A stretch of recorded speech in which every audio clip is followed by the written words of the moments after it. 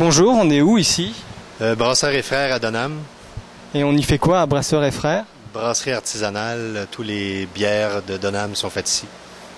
Ok, donc c'est une micro-brasserie ou Micro-brasserie, on brasse ici un peu moins que 1000 litres du brassin. c'est quoi un brassin? Un brassin, si on veut, c'est la recette, c'est la contenance de la quantité de bière qu'on va fabriquer à partir d'un procédé, du procédé du début à la fin. Ok, justement, est-ce que vous pouvez nous expliquer comment ça marche ici pour comment on fabrique la bière? Ici, on garde le nom de brasserie artisanale parce que tous les procédés sont artisanales. C'est l'artisan brasseur qui va contrôler toutes les étapes du brassage. On a du support électronique dans certaines facettes, comme la fermentation, ça va être refroidi avec un glycol, puis c'est des contrôleurs électroniques. Mais tout le support, tout le travail, le contrôle de qualité se fait manuellement, quotidiennement. Le brassage artisanal, ça commence par le casseur à grains, le moulin. C'est du malt, 100% malt, qui va être cassé, monté avec une vis sans fin dans la cuve matière. Ici, on a un équipement combiné. La cuve matière est superposée à la cuve à eau chaude.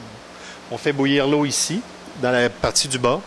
L'eau va être ramenée par le haut, va être mélangée avec le grain. Puis c'est ici qu'on a la cuve matière, c'est-à-dire grain, eau et certains épices, dépendant de la recette puis de ce que le brasseur veut créer. Certaines bières, on va mettre certains ingrédients à la cuve matière qu'on pourrait aussi mettre à la bouilloire, mais pour des questions de goût, saveur, parfum, c'est des choix qu'on fait. La cuve matière, c'est surtout le grain et l'eau. C'est là qu'on va faire macérer le grain à une certaine température pour aller extraire les sucres qui vont être transformés en alcool avec la levure. La cuve matière, le grain avec l'eau va nous faire une espèce de pâte. Une fois qu'on va avoir laissé macérer le grain une certaine période pour l'extraction de nos sucres, on va prendre le restant de l'eau et on va faire percoler l'eau au travers de notre grain qui va faire office de filtre et l'eau qui va percoler au travers de notre, si on veut, notre sandwich de grain va récupérer le restant des sucres. On va arrêter l'extraction à un certain moment parce qu'on ne veut pas extraire des sucres ou des éléments qui pourraient nuire au goût de la bière. Une fois que on a lavé notre cuve matière, qu'on a récupéré un maximum de sucre, c'est envoyé dans la cuve à ébullition. La cuve à ébullition, c'est là qu'on fait le mou. Le mou, c'est le jus sucré. Les houblons sont généralement tous mis à la bouilloire. Par contre, dans certains types de recettes, pour certaines particularités, on va mettre des houblons dans la cuve matière. Encore là, c'est l'artisan brasseur qui décide, puis ça dépend qu'est-ce qu'on veut faire avec notre bière. Vous-même, vous êtes artisan brasseur ou vous avez combien d'artisans brasseurs qui travaillent ici? Brasseur et frères, c'est 3 frères. Il y a Jean, mon frère, qui est le chef brasseur, si on veut. Je suis le deuxième. Bernard ne connaît rien au brassage. Bernard, c'est plutôt le frère goûteur et administrateur. La bouilloire, c'est pas mal là qu'on va mettre les épices et les houblons, comme je disais un peu plus tôt. Les houblons, je compare ça un peu, pour faire une image, à du thé. Si on met le thé longtemps en tasse ou en l'eau chaude, on va sortir beaucoup plus d'amertume. Si on ne fait que le tremper une petite période, on va avoir beaucoup plus de floral puis de parfum. Le houblon, c'est un peu la même chose. Les houblons, pour l'amertume, vont être mis plutôt en bouillie. On va le faire bouillir plus longtemps. On va choisir aussi des houblons qui vont nous donner de l'amertume. Et on va aller chercher plutôt les particularités amères de notre houblon. Puis les houblons de finale vont nous donner plutôt des parfums, des côtés épicés, des côtés herbales. Encore là, ça c'est le choix du brasseur, c'est la recette qui établit ces choses-là. Le houblon, comme vous le savez, c'est vraiment l'épice de la bière. C'est dans tous les bières. Puis en même temps, c'est l'ingrédient qu'on utilise le moins en proportion dans la bière.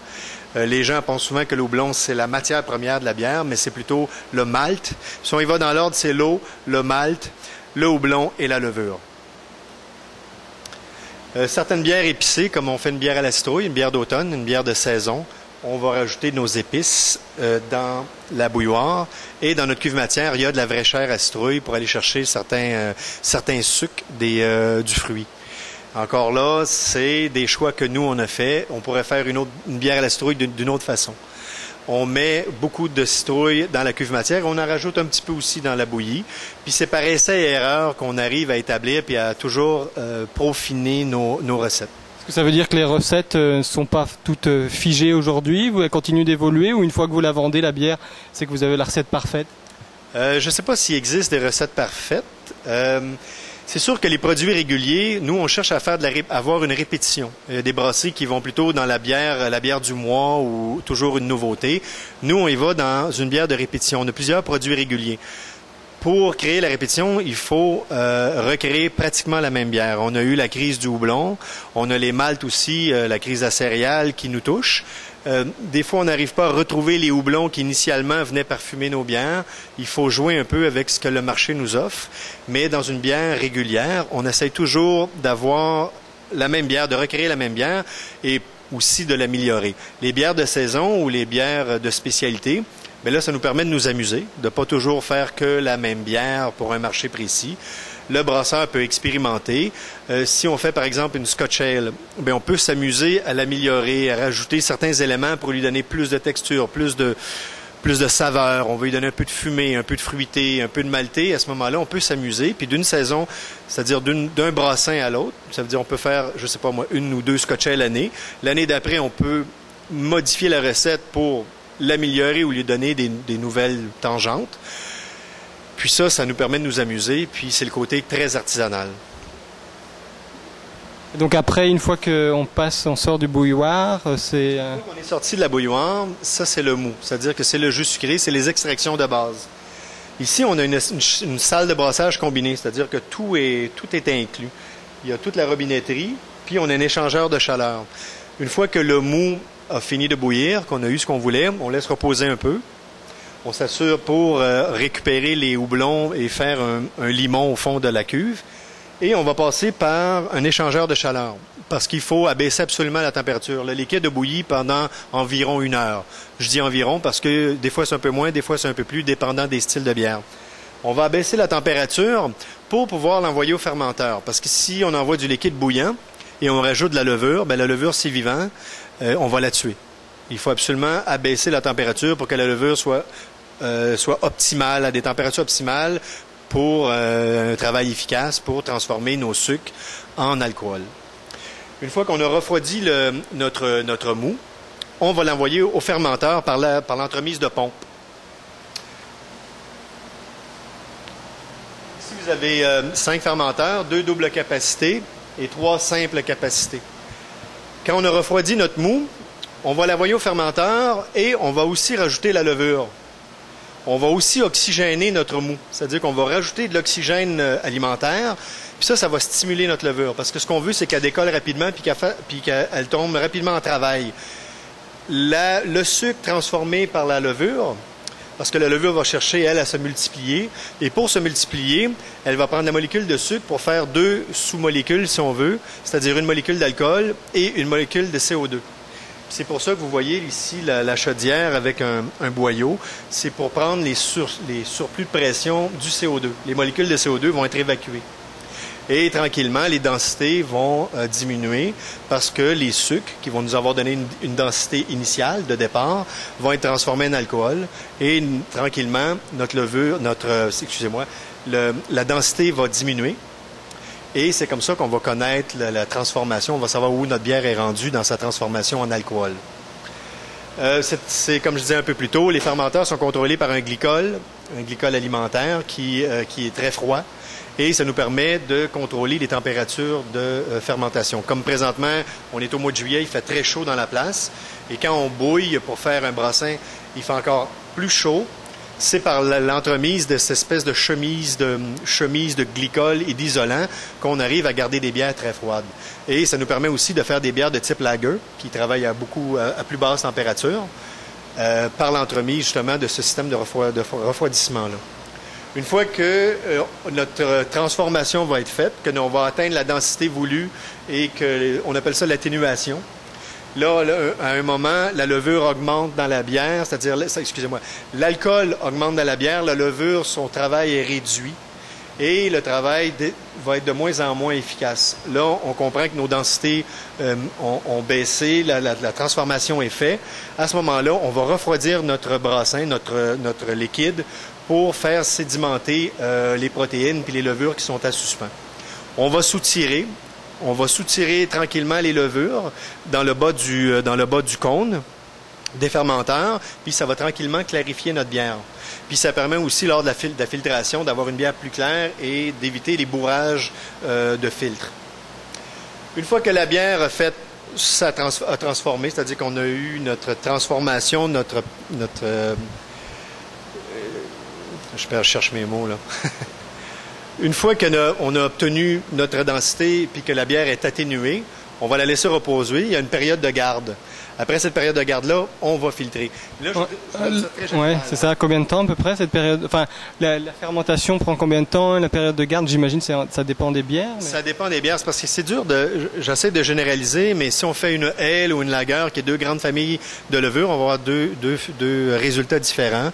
On va pas les travailler de la même façon. Certaines bières vont être en garde jusqu'à 1 mois. Une ale de type anglaise, comme on fait ici souvent, on parle de 10 à 15 jours entre le brassage et le produit fini. Certaines ales, comme certaines Scotch ale, vont être vieilles, vont être en garde pendant quelques semaines. Des bières belges qui vont aussi être en garde, soit en fermenteur ou en cuve de garde, qu'on va voir un peu plus tard. C'est sûr que c'est dur de tout mettre dans le même panier comme ça puis de tout expliquer. Mais je vous explique ça rapidement. Une fois qu'on a notre bière, on a soutiré notre bière, le travail de la levure est fini, on va filtrer la bière. On passe par un filtre à plaques. On le voit là-bas, c'est des plaques de plastique perforées. On va mettre entre chaque plaque des cartons.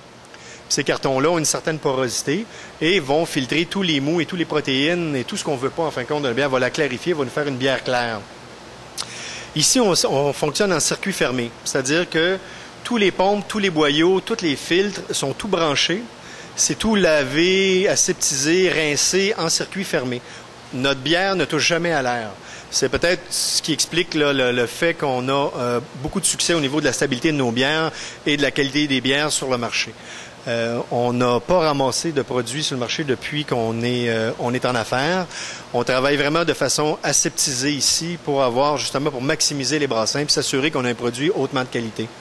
Une fois que la bière est filtrée, on va l'envoyer dans des cuves, des cuves de carbonatation. Il fait plus frais ici? Il y a une température de combien à peu près? Ici, on est à 2-3 degrés C.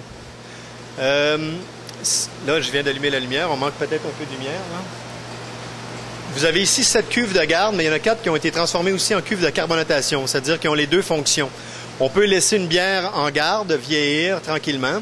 Ils peuvent servir aussi de cuve de service. Ça veut dire qu'à partir de la cuve, on pourrait servir la bière directement ici au salon de dégustation. Les 4 cuves du fond, eux, ont des pierres de carbonatation et à l'aide de gaz carbonique alimentaire, on va carboniser nos bières. Une fois que la bière, on a eu notre taux de carbonate de CO2 qu'on vérifie avec un appareil, on va passer par un fil stérile qu'on ne voit pas ici. Le fil stérile 0.45 microns nous assure qu'on n'aura pas de bactéries dans notre bière et on va passer à l'étape de l'embouteillage, l'étiquetage et l'empaquetage pour être vendu sur le marché. OK, donc après les bières on peut les déguster ici, même à Dunham. Et on peut les acheter, j'ai vu sur votre site, il y a un certain nombre de points de vente, c'est ça? On peut les acheter directement en bouteille? La mission première de Brasseurs et Frères, c'est la fabrication et la vente au détail. Notre permis nous permet d'exploiter aussi un salon de dégustation qu'on appelle ici le pub, le public house. Le mot pub utilisé abondamment vient de public house, qui étaient les pubs et tavernes de quartiers londoniens. Oui, les produits se retrouvent dans plus de 150 points de vente au Québec. Et on peut les déguster ici sur place. C'est sûr qu'ici, sur place, on a beaucoup plus de choix parce qu'on a une clientèle de visiteurs, de touristes l'été. On a aussi les locales qui sont très exigeants. Et nos petits fermenteurs nous permettent de faire des brassins, de petits brassins exclusifs ou expérimentaux. Et on ne peut pas avoir un meilleur bassin d'expérimentation qu'une clientèle qui vient comme ça régulièrement goûter nos bières. On va faire goûter les bières, on va les mettre ici aux pompes, au public house. Les gens vont les goûter, vont les commenter, vont la découvrir et tranquillement, ça va nous donner plus ou moins une direction à savoir si c'est un produit qu'on va commercialiser. Fait que ça nous sert un peu de laboratoire. Et ça aussi, ça nous permet de brasser différents types de bières au lieu de tomber dans le mode un peu plus commercial où on fait des bières très régulières, très standardisées et on fait que de la fabrication commerciale. Oui, on fait de la fabrication commerciale de façon artisanale et le pub, ça nous permet de rester très artisan et aussi de s'amuser. Oui, c'est ça. Et donc là, on voit, j'imagine, c'est les caisses qui sont prêtes à partir à la vente. Donc si on veut chercher vos produits, il faut chercher cette caisse-là, c'est ça, dans les magasins? On a une politique ici, on achète local. On achète au maximum local. Les étiquettes ont été faites par un artisan du coin. Les cartons ont aussi été designés par un autre artisan de la région.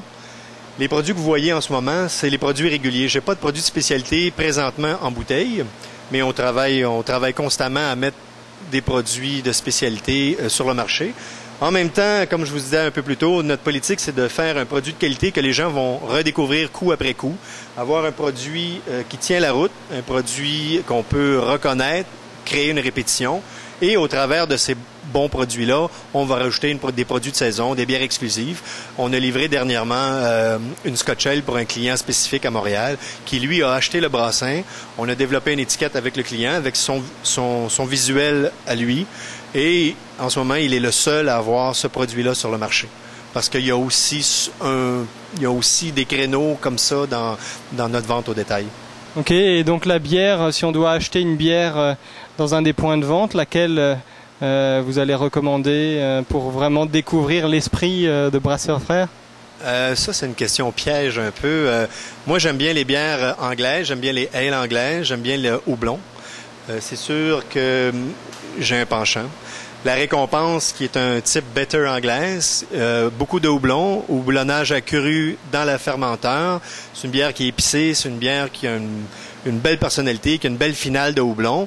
Moi, c'est ma bière, ma bière de tous les jours, si je peux dire.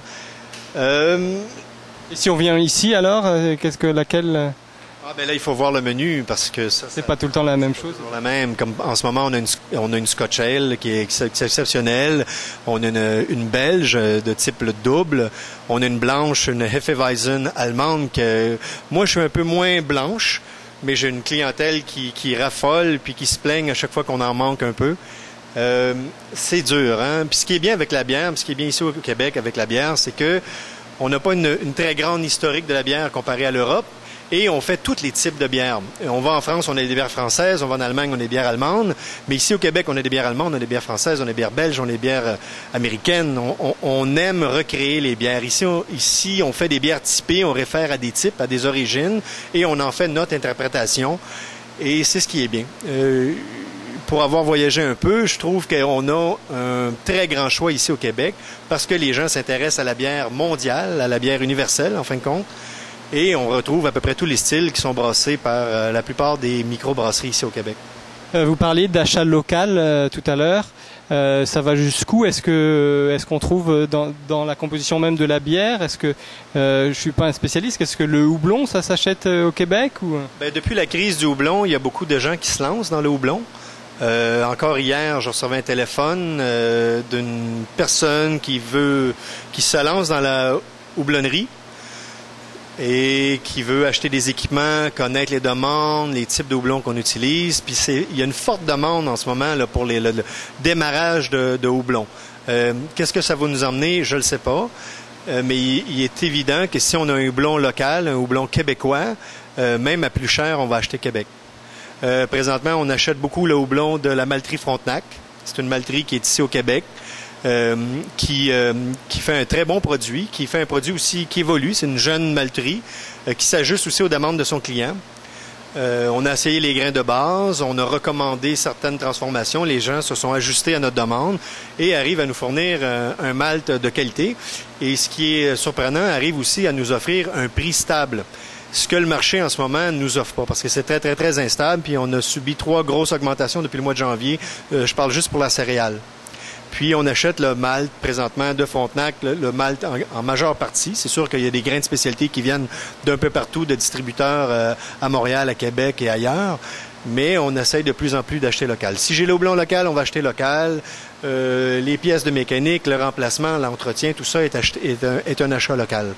Et on achète le plus possible local. Et notre main-d'œuvre aussi, les services, etc., etc. Ok, bah, je vous remercie pour cette petite visite et puis bonne continuation. Puis j'invite les gens à venir déguster ici directement. Et moi, je vous invite à aller faire un tour au Public House, au pub, qui a été fabriqué et construit par nous, designé encore par un artiste local. Puis vous allez avoir un grand choix de bières en dégustation, en verre, en pinte, avec un petit menu bistrot. Merci beaucoup. Bonne fin de journée.